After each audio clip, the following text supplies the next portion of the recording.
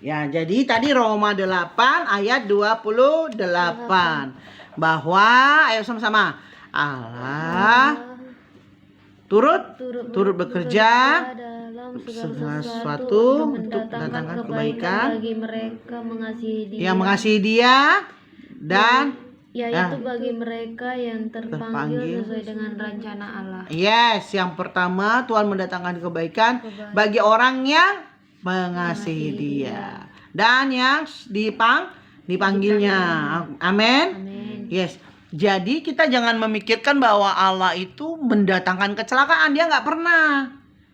Ya, selalu rancangan Dia adalah rancangan damai sejahtera, rancangan yang membawa kebaikan bagi kita. Kalaupun kita pernah merasa tersesat atau pernah mengalami penderitaan, tapi rencana Tuhan tadi itu mendatangkan kebaikan. Sampai saat ini kan Tuhan menolong ya.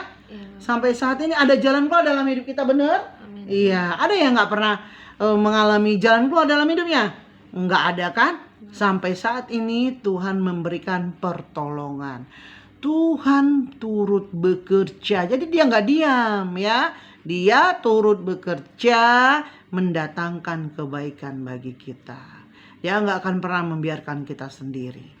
Dia selalu buka jalan bagi orang yang dipanggilnya. Setelah dipanggilnya tadi mau diapakan dia? Endingnya diapain katanya? Dimuliakan. Untuk supaya mulia.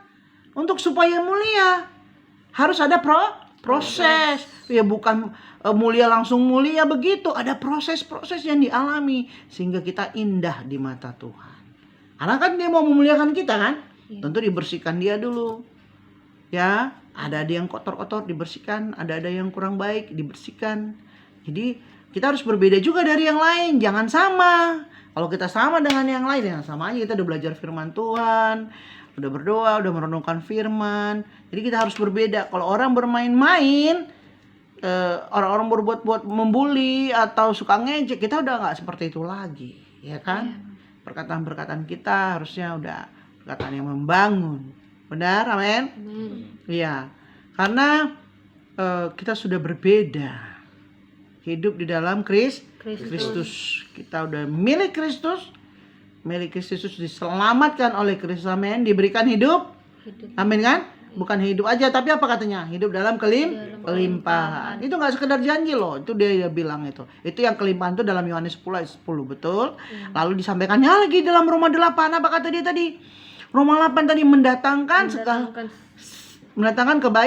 kebaikan. Jadi proses-proses hidup kita itu ujung-ujungnya yang dipanggilnya tadi adalah supaya kita dimuliakan. Seperti emas.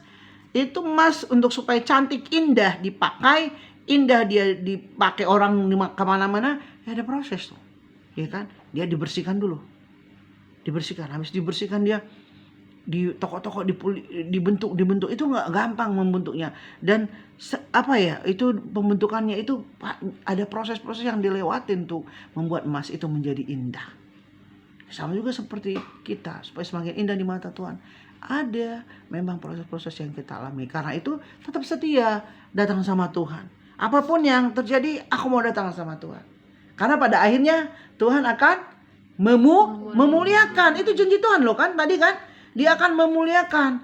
Memang yang pertama supaya kita dimuliakan, apa yang harus kita lakukan? Kita memuliakan Tuhan. Karena kita sudah memuliakan Tuhan, maka Allah itu sendiri turut bekerja dalam kehidupan kita. Amin. Ayat 30 baca sama-sama dulu, ayo. Sekali lagi, 1, 2, 3 ya. Dan mereka yang ditentukannya dari semula, mereka itu juga dipanggilnya. Dan mereka yang dipanggilnya, mereka itu juga dibenarkannya. Dan mereka yang dibenarkannya, mereka itu juga dimuliakannya. Betul. Dalam pembentukan memang ada proses-proses, tapi Tuhan akan membawa kita ke arah yang benar. Dibenarkannya tadi kan, bukan dipersalahkannya kan. Memang kadang-kadang